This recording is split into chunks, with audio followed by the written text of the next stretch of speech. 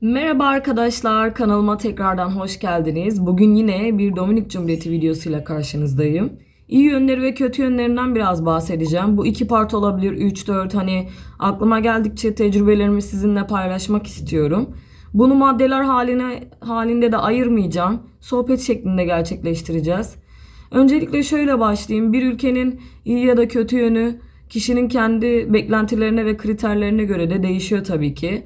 Ben daha gürültülü bir mahallede zaten çocukluğumu geçirdiğim için Dominik Cumhuriyeti'nin en çok olumsuz olarak aksettikleri gürültü yönü asla benim için bir olumsuzluk olarak değerlendirilmedi. Yani ben size burada anlatacağım sohbet şeklinde siz kendiniz onları olumlu ya da olumsuz olarak bakış açınızdan değerlendireceksiniz. Öncelikle şöyle başlayalım. E, Gürültü demişken oradan ilerlemek istiyorum. Sokaklar dolu. Çünkü hava çok güzel. Kesinlikle sadece yaz mevsiminin yaşandığı bir ülkeden bahsediyoruz. Sanki Allah tarafından özel bir klima ayarlanmış gibi ülkeye. En düşük derecesi 23. Çok nadir görülür yani alta düştüğü. Ve en yüksek derecesi de 33. Yine çok nadir görülen yüksek sıcaklıklarda olabiliyor. Bu da sizin sürekli dinç kalmanızı, enerjik kalmanızı sağlıyor. İnsanlar sürekli yollarda dans ediyor. İşte birbirleriyle olumlu konuşmalar yapıyorlar. Aşkım, canım gibi bu İspanyolca tabii ki e, dil.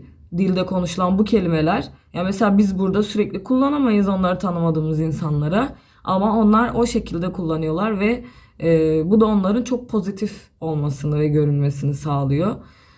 Çok sıcakkanlı insanlar. Orada hala bakkal kültürü devam ediyor ve bu bakkallar sadece sizin yiyecek, içecek, ev malzemelerinin karşılamıyor. Aynı zamanda ses sistemlerini koyuyorlar. Yaklaşık bir 10 yıllık müzik ihtiyacınızı da karşılıyorlar. En kötü yönü işte her gün aynı müzikleri çalıyorlar neredeyse. Aynı saatte başlayıp aynı şekilde sanki hani böyle bir CD var sürekli çalıyor, o dönüyor böyle. Öyle bir döngü var yani. Onların kültürün bachata olduğu için tabii ki bachata, eski bachata özellikle müzikleri çalıyorlar.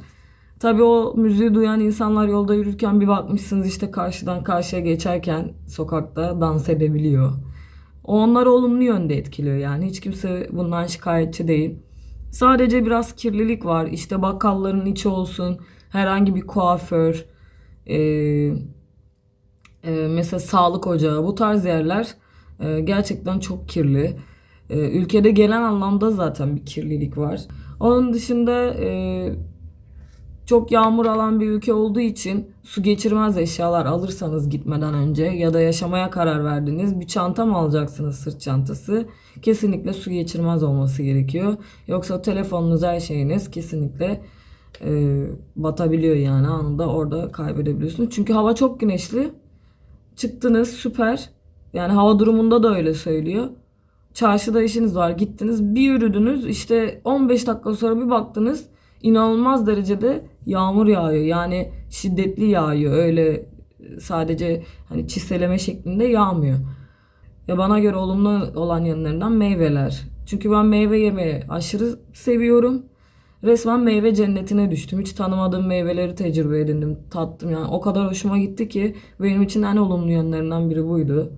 Daha sonrasında insanların otobüste bile işte son sesi müzik dinleyip birlikte hep birazdan şarkı söylemeleri, her binen kişinin birbirine selam vermesi, tanımıyor tabii ki.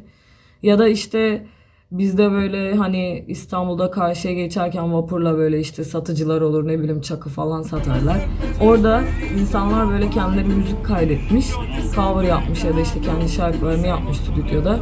Bunları CD haline getirmişler, albüm şeklinde işte otobüsün içine binip onun tanıtımını yapıyor, şarkısını söylüyor falan.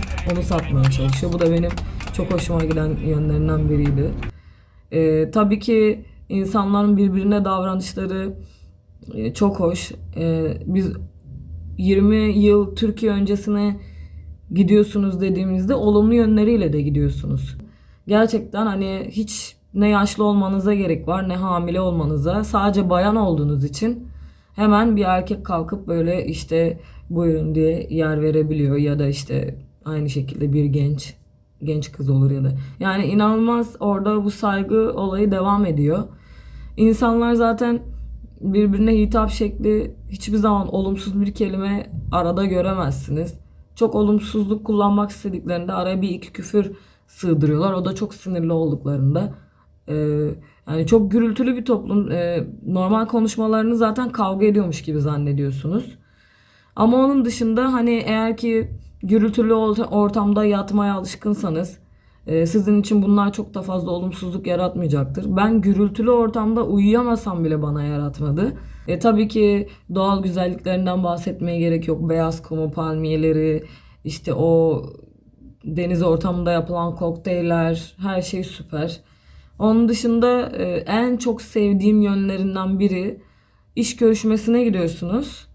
Kesinlikle burayla alakası yok. Tamamen profesyonel bir iş görüşmesi. Yani örnek veriyorum, burada bir işe başvurdunuz. İşte sizden ileri seviyede İngilizce konuşmanız isteniyor. İş görüşmesine gittiniz. Bir otel olur, bir şirket olur. Yani ben zaten burada bunları deneyimledim. Deneyimlerime göre konuşuyorum. İşte orada İngilizce nasıl yazmışsınız zaten CV'de. Karşınızdaki ama İngilizcenin iyisini bilmiyor. Nasıl sizi anlayacak ki sizin İngilizce konuştuğunuzu? O zaman bu iş görüşmesi formalite oluyor. Zaten başlıyor hayatını anlatmaya. İşte siz de oradan bir sohbete katılıyorsunuz. Bu iş görüşmesinden tamamen sohbete dönüyor. Yani bizde böyle çok samimi böyle konuşmalar var iş görüşmesinde. Orada tamamen tersi.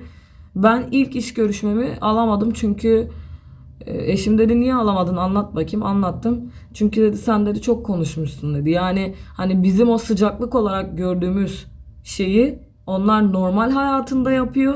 İş görüşmelerinde kısa cevaplar istiyorlar. Profesyonel bir şekilde yapıyorlar. Ana dilleri İspanyolca olmasına rağmen eğer İngilizce konuşan birini arıyorlarsa sizin karşınızda da sizi bu iş görüşmesini yapacak kişi İngilizce ana dil seviyesinde konuşuyor. Sizin konuşup konuşmadığınızı çok iyi anlıyor. Ve size bir soru sorduysa sadece o sorunun evet, hayır ya da işte o sorunun cevabını istiyor. Ondan fazla cümle kurmanızı istemiyor. Keşke hani oradaki profesyonellik burada da olsa. Çünkü burada okuduğunuz üniversitenin, konuştuğunuz dillerin ya da işte iş tecrübelerinizin, yaşınızın ya da işte yani hiçbir önemi yok. Her şey profesyonel olarak bakılıyor. Ben bunu çok seviyorum. Örneğin bir kafeye gidiyorsunuz. Bu kafe eğer ki sandviç üzerine açılmış bir kafe ise sandviçin inanılmaz çeşitleri ve profesyonel bir şekilde size servis ediliyor. Sadece bir şey üzerine yoğunlaşılıyor. Hani o yönlerini çok seviyorum. Onun dışında tabii ki Amerika yakın olduğu için işte saç ürünleri olsun o konuda çok gelişmişler. Bir de siyahi bir ırk zaten saçlarına çok önem veriyor. Özellikle ek saçlara ya da peruklara bu tarz şeyleri çok kullandıkları için en kaliteli ürünler geliyor. Ya da şampuanlar, maskeler. Hani keşke burada da bulabilsek o maskeleri falan, inanılmaz güzel. Aklıma gelen diğer olumlu yönlerinden biri de tabii ki ister kamu görevlisi olun, isterseniz özel bir şirkette çalışın, ister otelde çalışın, hafta sonları izinlisiniz. Mükemmel bir şey. Kendinize zaman ayırmak kadar güzel bir şey yok. Keşke e, bir gün imkanınız olursa orada yaşamaya başlarsanız bunun rahatlığını o zaman anlayacaksınız. Tabii ki orada bir saniye bile geçse emeğinizin karşılığını alıyorsunuz arkadaşlar. Şimdilik bu kadar. Tabii ki bu videom dediğim gibi birçok partta olabilir. Yine bir sonraki videoda görüşmek üzere. Dediğim gibi sorularınız olursa Instagram adresimden bana ulaşabilir. Alta da yorum olarak atabilirsiniz. Videomu beğendiyseniz lütfen, buraya kadar izlediyseniz en azından, sıkılmadıysanız, daha da ilerisinin gelmesini istiyorsanız lütfen videomu beğenin, bildiriminizi açın ve beni takip edin, takipte kalın. Diğer videolarımızda görüşmek üzere. Hoşça kalın.